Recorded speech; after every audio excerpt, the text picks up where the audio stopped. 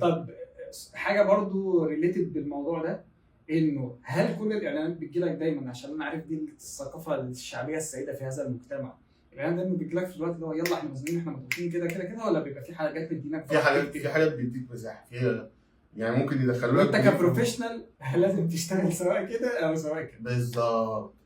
في حاجات بتدخل مضغوطه جدا، والكلاينت في كلاينتس يقول لك مش هنصور، يقول لك هنعرض بعد بكره. لاسباب ما هم كان عندهم السنه كلها يخططوا، بس هو البادجت جت في اليومين، البادجت بعتت لهم في اليومين دول ولازم يصوروا ولازم ينزلوا. حلو. فعشان في اعلانات بتبقى مرتبطه بوقت او موسم او كده. حلو.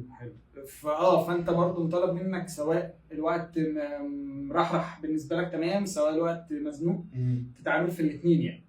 هو لو الوقت مرحرح هتاخد وقتك اكتر في البرين ستورمنج، وان انت تطلع كذا انجل للموضوع او كده. لكن كل ما خبرتك بتبقى اتقل، كل ما بتعرف يعني انا اسمع عن قصص اعلانات عظيمه، اعلانات سمعت مع الناس جدا، اتكتبت في الاسانسير وهم طالعين للكلاينت، فاهم؟